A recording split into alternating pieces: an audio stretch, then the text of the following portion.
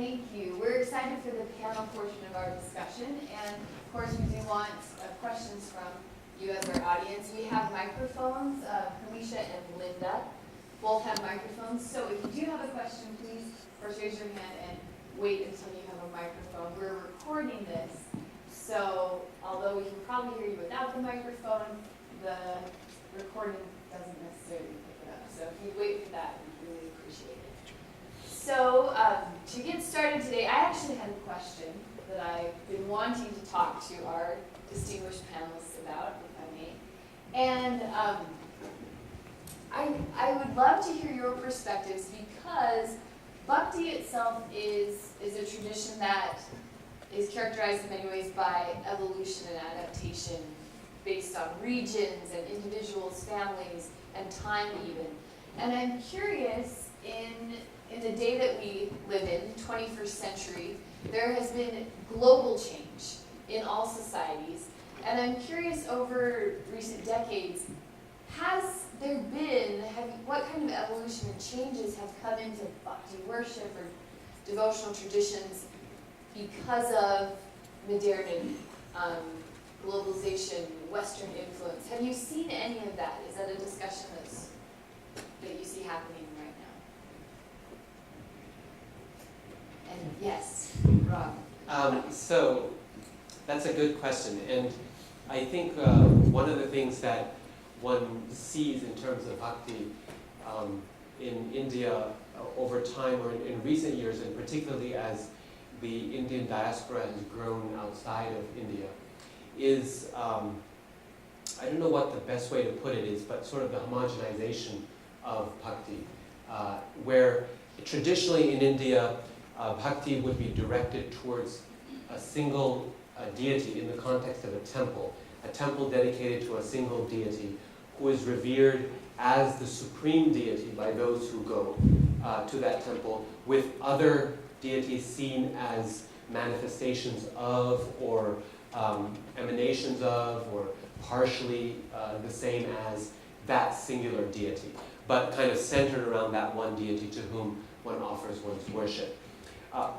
What has happened, something very interesting, I think, just in terms of the study of religion and how it changes, is as Indians have traveled around the world and settled in places like the United States and England, as Balaji was describing earlier in his presentation, about how the temple serves so many different communities who in India would have been independent or relatively independent communities of bhakti dedicated to a specific deity. They come here to the United States, and a single temple like the Ganesha temple serves all of them, or attempts to serve all of them, with different shrines within the same temple dedicated to those deities, festivals celebrated that cross the Indian calendar.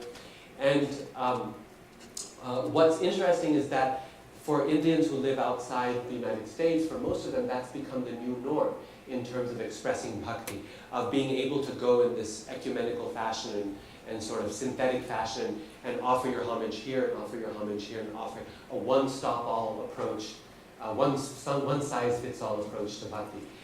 What's even more interesting is the fact that this model has become so popular and comfortable for Indians in America that it has been, in some cases, re-imported to India, where there are new temples emerging in India that follow the same mold, which is largely a product of the immigrant experience, but now having been re-imported to the native experience in India and transforming Indian Hinduism at home. So it's really this very interesting dynamic of Hinduism abroad and how it changes Hinduism at home and back and forth like that.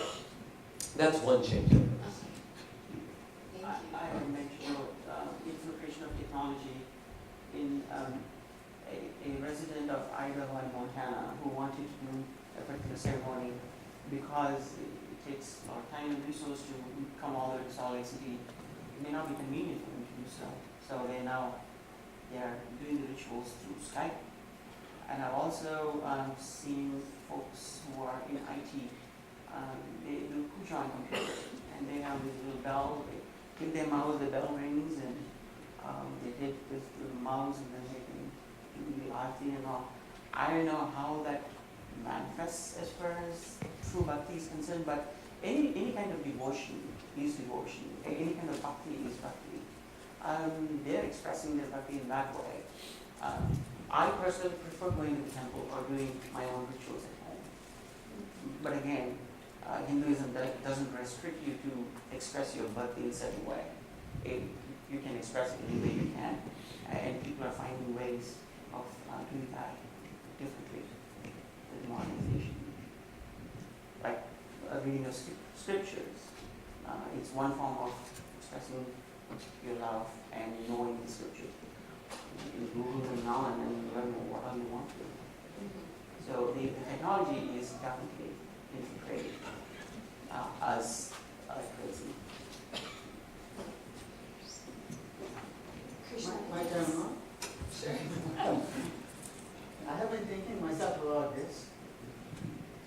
In my own experience in the last decades, I have seen a direct answer to your question. The concern and love for bhakti and devotion has immensely, quantitatively changed to unbound proportions in India. And this is all due to technology, like Balaji said.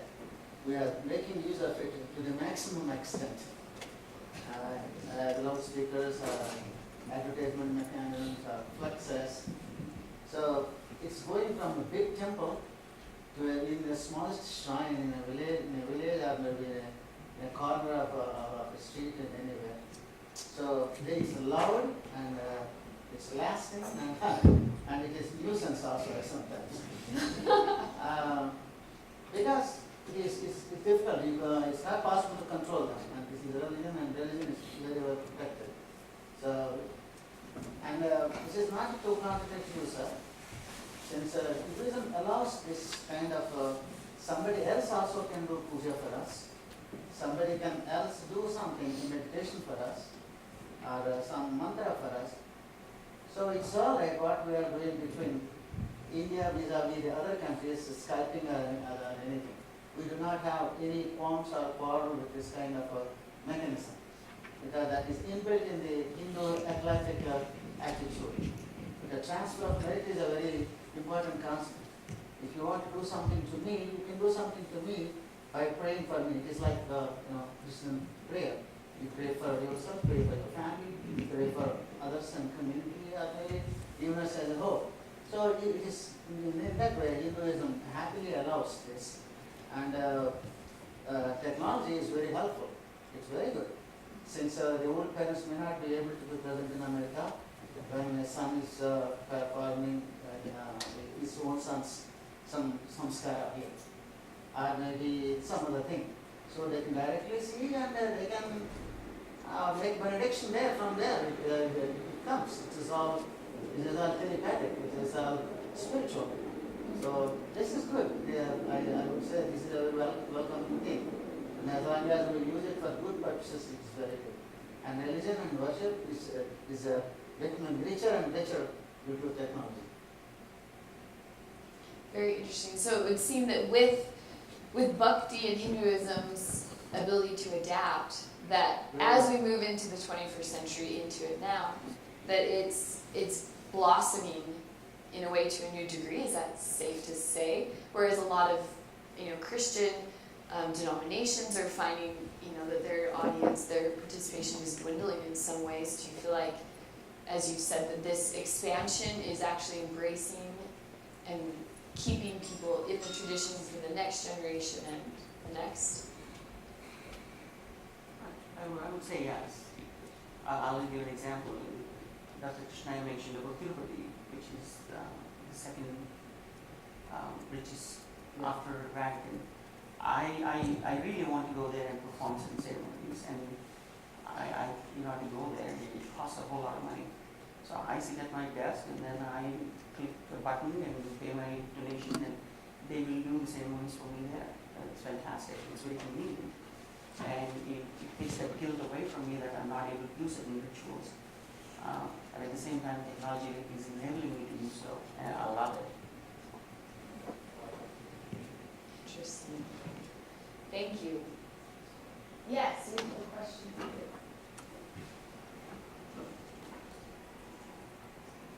Dr. Gupta, in one of your slides, you showed Vishnu as a child, and it was very clear that it was showing that the bottom of his foot was very pinkish, and yet the rest of his body was very blue, and even a frill around the other ankle. Could you help explain that to us? Sure. That's a great question. One of the most important symbols of beauty, or metaphors for beauty in Hindu art and poetry, is the lotus flower. And the lotus, everything about the lotus, it's the shape of the petals, the color, the texture of the petals, and so on, and the manner in which it grows above water, sometimes dirty water, muddy water. Everything about the lotus signifies beauty and purity. And part of that ends up in painting and iconography with deities whose palms and whose soles of their feet are reddish or pinkish in color. The common Sanskrit word is pankajangri, for example, or pundarikaksha, where the eyes of the Lord are compared to lotus petals in shape. The hands and the feet are called lotus feet, or lotus-like feet. He's often holding a lotus flower in his hand. He's often seated upon a lotus. And in Vishnu's case, a lotus grows from his navel. And so, as Dr. Krishnaya was saying, he's called Padmanabha, or the one who has a lotus navel. And so, just about any part of the body can be compared to a lotus for different reasons. And part of the pinkish or reddish is that. Also in Indian culture, often the color of red on the palms and the feet is a signification of fertility and happiness and productivity and growth. In marriage, for example, the hands and feet of a woman and a man might be colored red or reddish in complexion and so on. So it's both a combination of beauty and a sign of abundance as well. The bluish color is specifically associated with Vishnu and Krishna, although it can be found with other deities as well. But Vishnu has historically always been associated with acts of creation and a sense of cosmic pervasion. So the word Vishnu itself means one who enters or pervades everything. And that is connected very closely with the sky and its all-pervading quality. And so just as the sky is deep blue. In fact, Krishna's color is technically not even a bluish. It's closer to a black color, even though contemporary art tends to show it as a dark blue. But the word Krishna itself means black. And the color is described as the color of the monsoon clouds. So if you've stayed in a country that has a monsoon season, then when the monsoons arrive, especially in coastal areas, you can see a bank of clouds show up. And when they cover the sky, it's this very, very deep blue, almost a blackish color, very rich color. And that's said to be the color of Krishna's body. And then to accompany that, his lower cloth, his dhoti, is a bright yellow, which is compared to a bolt of lightning within the dark clouds. And his face is said to be as beautiful as the full moon, which only occasionally shows itself in the midst of all of those clouds. And so you get this vision of the sky in seeing Krishna's form metaphorically.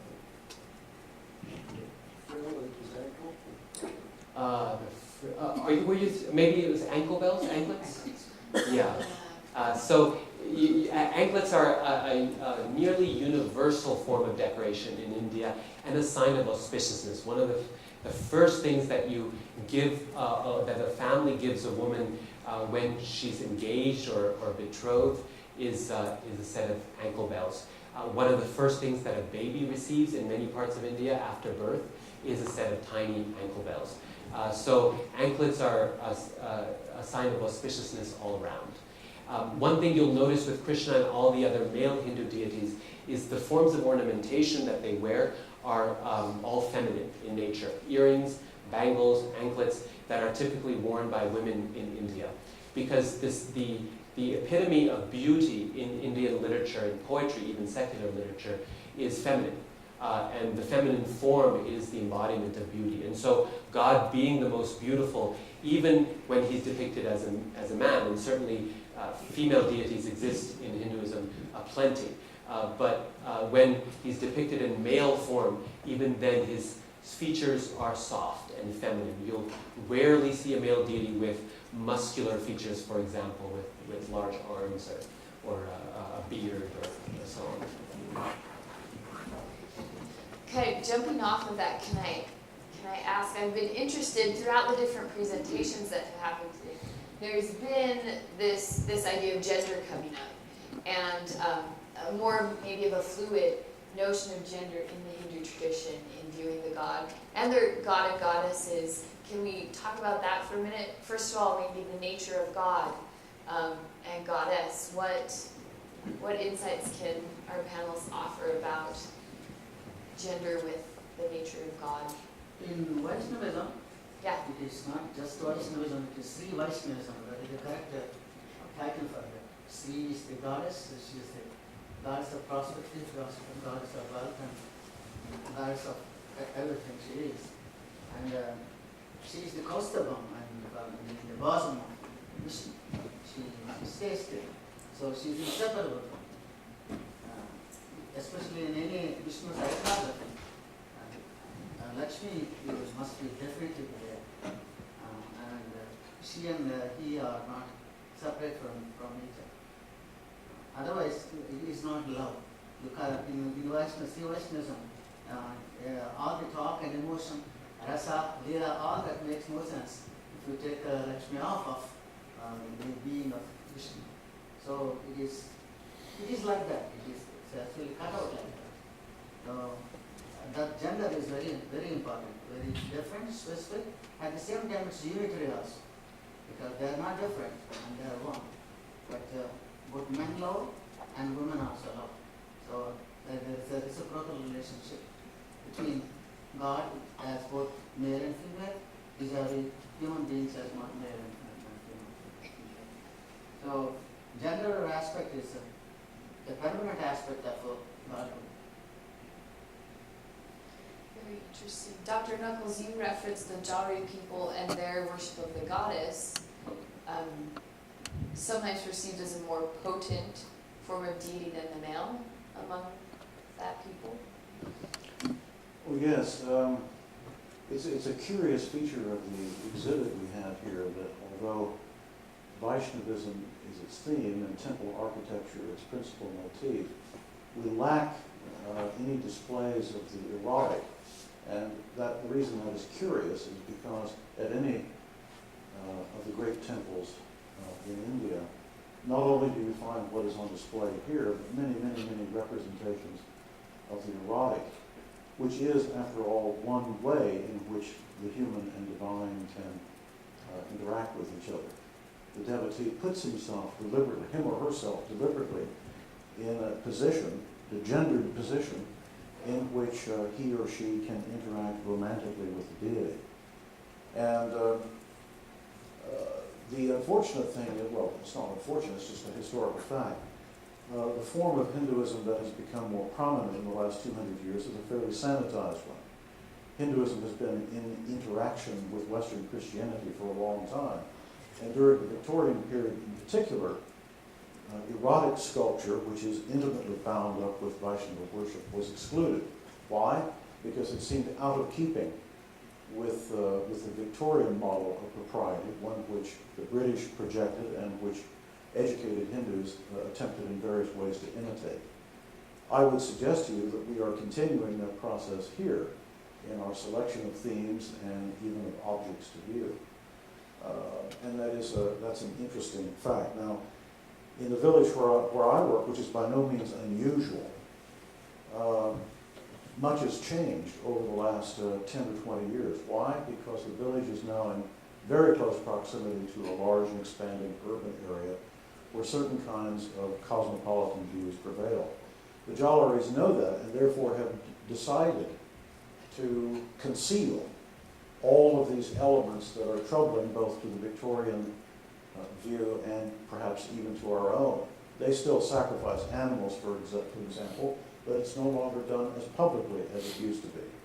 They sing the songs, which I referenced in my paper, all of which are extremely graphic in sexual content, but they now do so under cover of darkness and when other caste groups cannot hear. All of that is done because Hinduism itself is changing on a large scale and becoming less, not more, open to the expression of that dimension. The second element I'll mention and I'll quit is the political. We haven't mentioned that either. But politics is a factor very much at work in India. It's not, for example, coincidental that the governing party at the moment in India is a Hindu nationalist party called the BJP. The BJP prefers constructions of Hinduism that represent it as a robust religion, the match of any in the world. And it's not coincidental either that a particular deity, Hanuman, is a preferred religious image for the BJP. And how do we know that? How do we know that it's changed? Because Hanuman starts out 30 or 40 years ago as a rather cute, monkey-headed creature. Rather small, not diminutive by any means. He's very powerful, but he's by no means a professional wrestler-looking kind of god. All of that has changed in the last 20 years, directly coincident with the rise of the BJP. Now Hanuman is this massive, burly god with enormous biceps and rippling six-pack chest and so forth. He looks like he just stepped out of the world heavyweight wrestling championship or something. Deities do change, and they change in response to political forces at work, I think. If you allow me, I want to add one more thing. I want to add about gender and the community and the God. Of all the gods in Hinduism, as you know, Krishna is the only one who has many wives. From simple 8 to 16,000, 64,000, and the rest of the gods are married people. They have their families, wife and children. There are some gods, minor gods, who are known to be bachelors, like Hanuman and Kumaraswamy. But they are also known to be, or told to be married, because there is a concert for Hanuman also, Suvaksha. Like that, Subramanya, who is known to be also bachelor, he also has two. Like that, there is no real separation of a gender difference for a male god. This is all because the importance that is accorded in Hinduism to the family, to the well-being of the family, and for the upbringing of the family, the protection of the family and the society. That is, otherwise, if there is a god who is a bachelor and how wonderful the temple is, nobody would go there to perform a marriage there. So God should be married, and you should have to have his concert either next to him or to the next door to him in a different place in another corner. Then only a family or some potential bride and bridegroom can hopefully securely get married. Otherwise, it would not be possible. So this has something to do with the idea of the family, which is very important for the Hindu cosmos, Hindu, they call Kutumba, Vasudhaiva Kutumba, because the whole universe is one family. That is the concept that coming from the Vedic times almost. So that's a very strong and a powerful idea. That is why gender is very important. I mean, female gender and male gender, they have to be together, and it's necessary to each other. Fantastic insights. Ms. Jevon?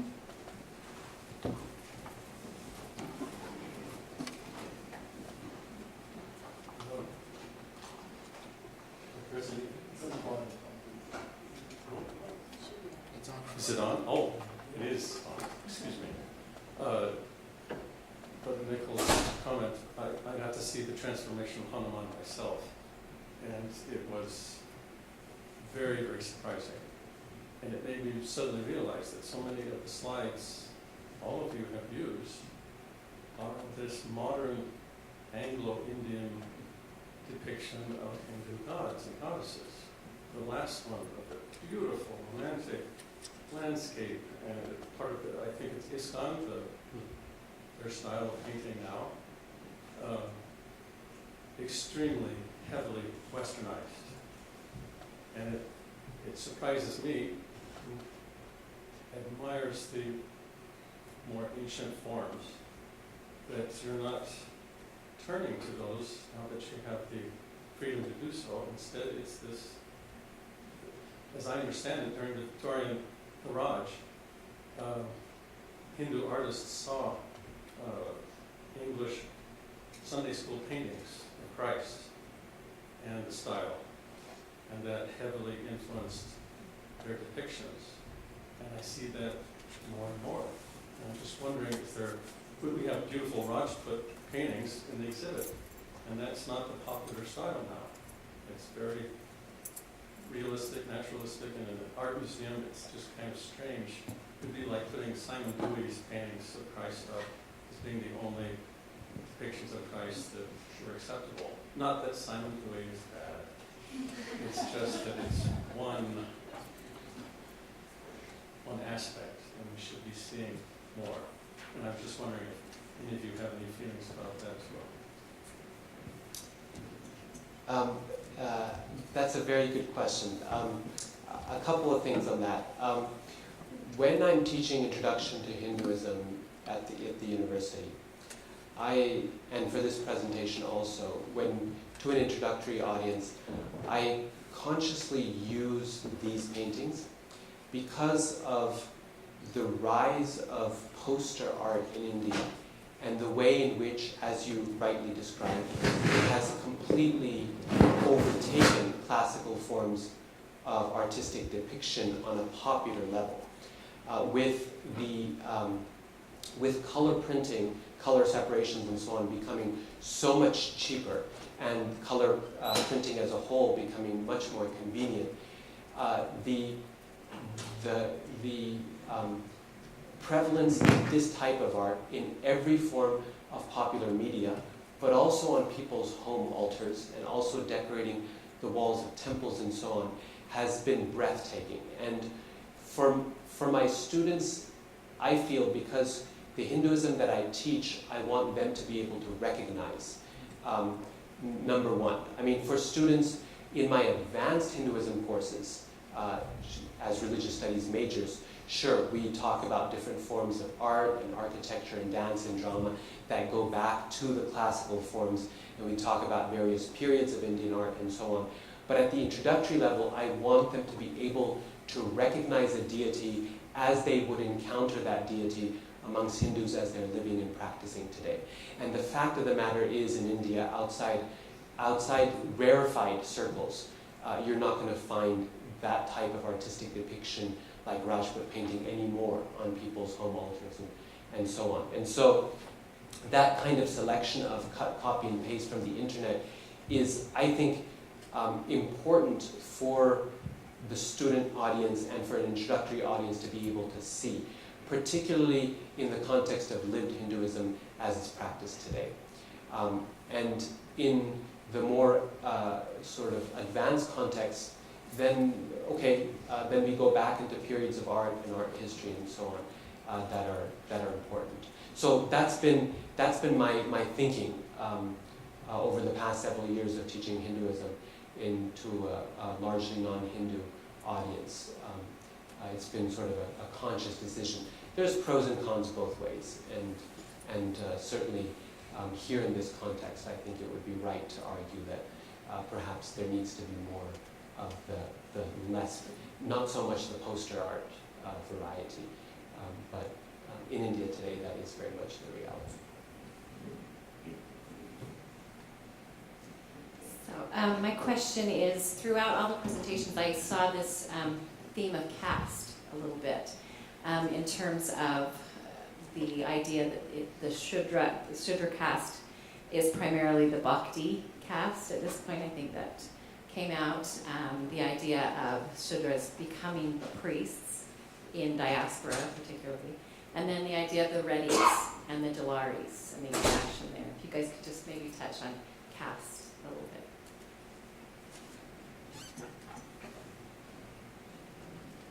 Okay, I'll take a stab at it. the Indian society has been divided into 4 classes. Now, for any society to run, you have to have certain people in a certain way, certain activities. Even though the classes have been segregated as Brahmins, Kshatriyas, Vaishyas, and Sudras, it not necessarily the person is born into that family. A Sudra who's born in the class, if he chooses to learn Veda, essentially he is becoming a Brahmin. Similarly, a Brahmin who's born in a Brahmin family, if he chooses to be a cock, all of a sudden he has become a Kshatriya. So in the olden days, in the ancient days, yes, they were born into their families in those castes or in these classifications. Now within these classifications of the major classification, there are subcastes. Like Sudras, for example, I'm a Sudra, but my family for generations has been in the farming industry. So we are farmers, and they are blacksmiths. So everybody had a role to play in the society. If these classes did not exist, then the society would have fallen apart because everybody did their own job to make everybody lead a better life. Those lines are vanishing now. I don't do farming. I'm here. And I do what I do to make my company do better and saving lives through medical devices. So yes, and invariably, we do tend to marry within our own caste. For example, I think it's a system that was devised thousands of years ago, saying, okay, thou shalt marry in your own caste because you procreate genes in your own class, hoping that the entire premise of marriage is that you procreate and then you create a better human being.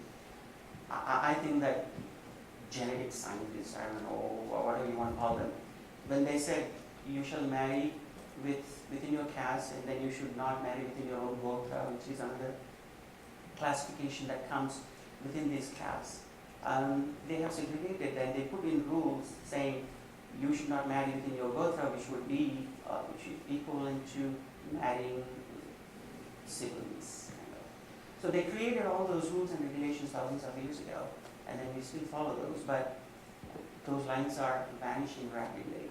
And unfortunately, in the meantime, certain groups of individuals have taken advantage of this caste system, and they oppressed some of these folks to a level where it had become detrimental.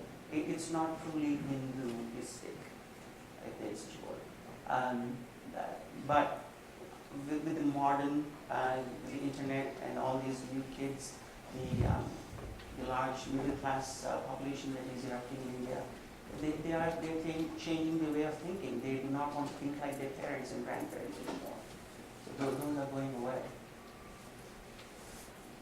I don't know, I understood your question very well, but I'm listening to what you said. And also, well, to the extent whatever I understand your question. I'm very sure as one who is doing PhD work, you know, little tradition and great tradition. The term which has come from the Chicago school from M.N. Srinivasan, before and all of them have used. Great tradition is the literary tradition, Sanskritic tradition.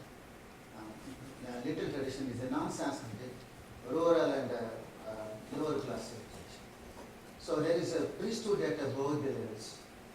In the great tradition, the language they use is Sanskrit, and that somehow, as he said, happened to have been the property and the privilege of a particular caste of people. And in the little tradition, where there are gods and goddesses, mostly goddesses and less gods, but there still are priests and some kind of people in charge to do some kind of puja, some kind of worship, some kind of bhakti inside, acting as a medium between the devotee and the goddess and God. And they use some kind of a vernacular language, and there is no criticism or no difficulty with that. So they are free to do that. If one person wants to become a priest like a Brahmin, like a Brahmin priest, to study the Veda and be a Purohit in a temple.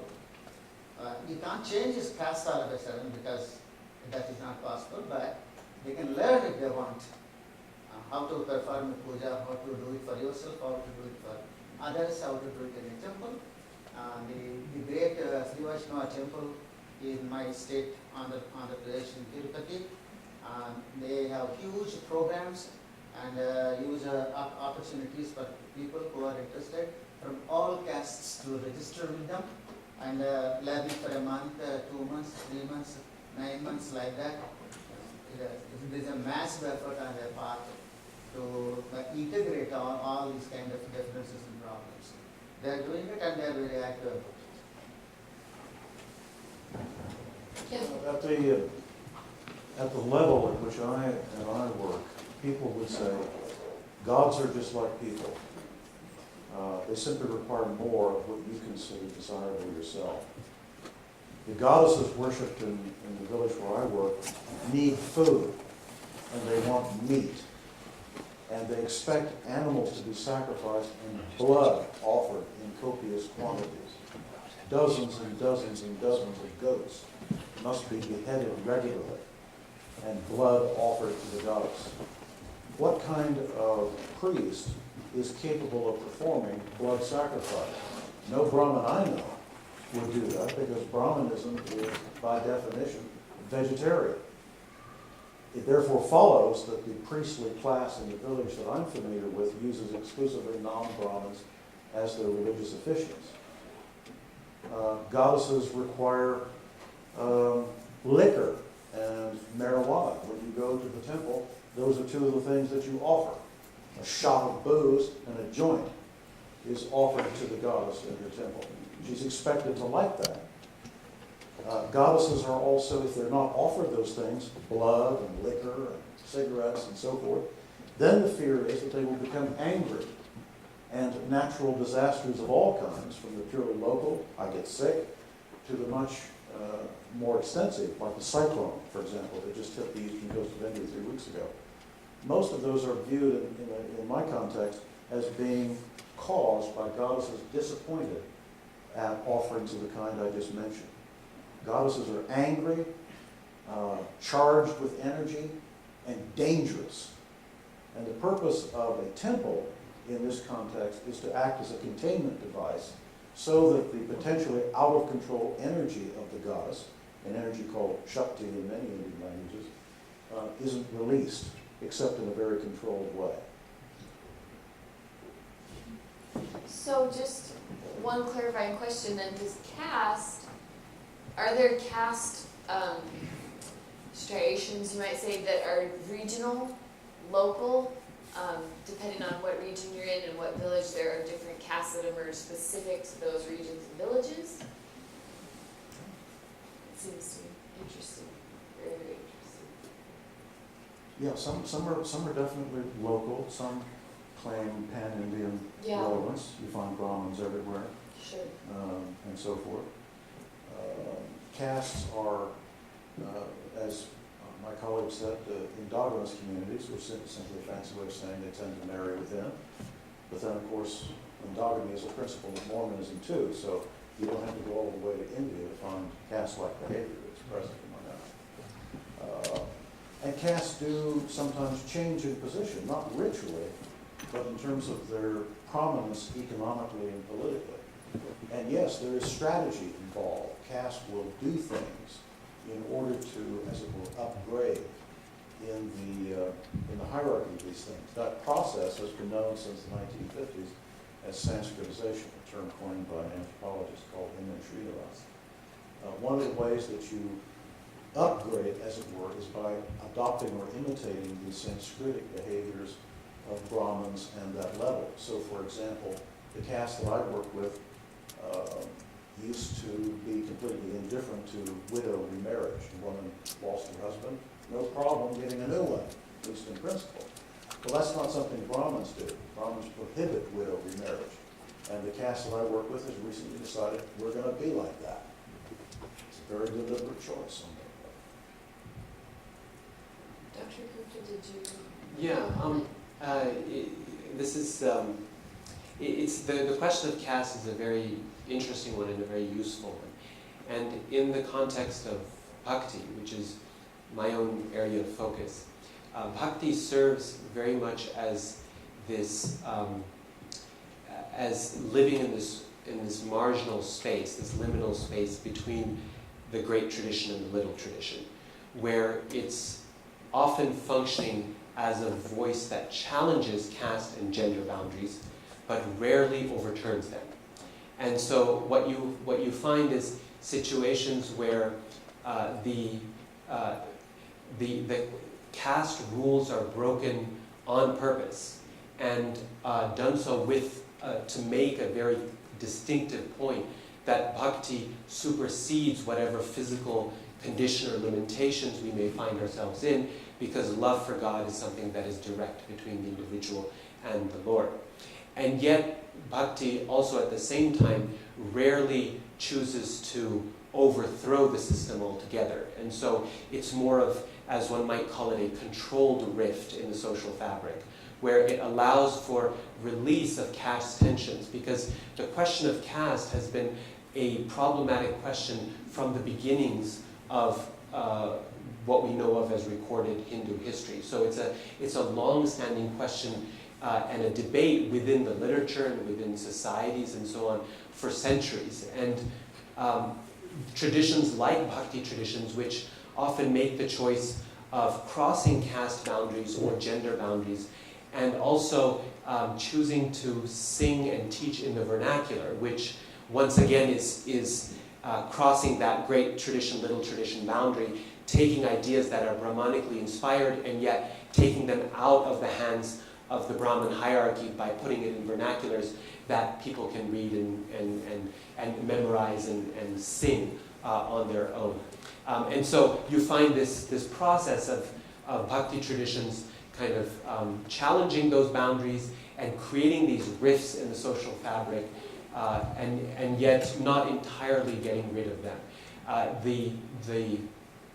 The real substantive changes in terms of the caste system occur much later, when Hindu bhakti ideologies go hand in hand with things like economic changes and political changes and cultural changes, the arrival of modernity and stuff like that. That's when you start seeing when the bhakti terminology and ideology is appropriated by these other cultural forces for the purpose of kind of breaking apart or working against caste in the way that Gandhi attempted to do in drawing from a lot of long-standing bhakti rhetoric and bhakti teaching and so on, but working in a very different political and economic context. Very helpful, yeah, thank you.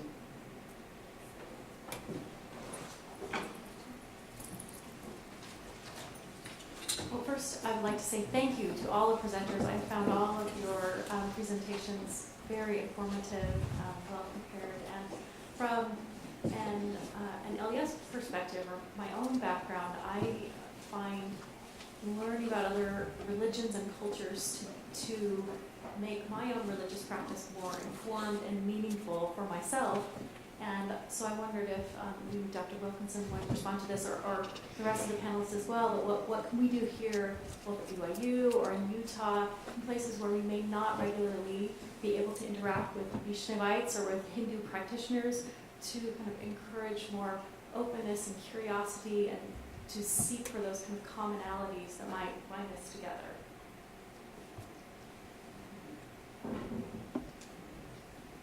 I think probably one of the best things you can do is individualize it, place it on a personal level. That allows it to be completely contextualized, right? Talk to people at the Sri Ganesh Temple, we have a place in Spanish work where we can have that opportunity. But again, technology does that as well, right? Where we can be in dialogue with people, even as far away as India. That's helpful. But that's one of the things that I've tried to do with my world religion classes, is to try to allow for opportunities for there to be personal encounter, be individual encounter. Just because I just think that's the best way to fully contextualize those types of things. And once they're contextualized, then we stop thinking then that's being so disparate from our own religious traditions and practices. Probably Well, I was just going to echo what you said, Greg, which was that in dialogue, one of my cardinal rules is that dialogue does not happen between Hinduism and Mormonism. It happens between Hindus and Mormons, and that's the thing to remember, where we often attempt to do this, place this impossible burden on our shoulders, as I have to somehow speak for all LDS people, and I have to somehow speak for all Hindus. And I can tell you how much that, a few years ago I was asked to greet Pope Benedict when he came, or he's now Pope Emeritus, but when he came to the United States on behalf of Hindus in America. Now, how can I possibly do that, right? And even the gift that I gave, which was the symbol of the Om, which, okay, in some way might represent everyone, but you know, it sure lacks a lot of the specificity and the richness of the tradition that Professor Knuckles was talking about a few minutes ago. So that's I think, a huge burden and an impossible one. But saying, as Professor Wilkinson was saying, no, a Hindu can have a dialogue with a Mormon. That is something that's not only entirely possible, but necessary in our world today. And I think that's where the heart of interfaith dialogue and learning takes place. I'd say, as the current president of the Temple of Sri Ganesh Temple, I'm sure Sri Charadas will also welcome. You're welcome to visit our temples at any time, and there'll be somebody there who'll be glad to answer the question. In our tradition, we say that there are 4 gods for any human being on this planet. Your mother, in the order, your father, your teacher, and then and the 4th one is your guest. When you come and visit a temple, we will treat you as God, and we will serve your needs, which is in this case, answer your questions that you may have. So you're all welcome to come to the temple at any time. We're open 7 days a week. So please do come. We'll be more than happy to show you around and talk to you. I can attest, having visited the Ganesh temple on a few occasions and participating in the Shiva Linga ceremony, it's a wonderful experience, and it's a fantastic environment that is very richly just full of the spirit, and it's a wonderful experience. So I can attest to that. Any other comments? Okay. Do we have any other questions? I'll make a final comment. I personally would like to thank Ashley for reaching out to Sri Ganesh Temple and giving me the opportunity. Like Dr. Ravi said, I had a disclaimer on my thing saying, I do not represent the views of all Hindus on this planet. Those are purely my thoughts and my thoughts only. Thank you again for giving me the opportunity. Appreciate being here. Well, let us give a round of applause to Ashley.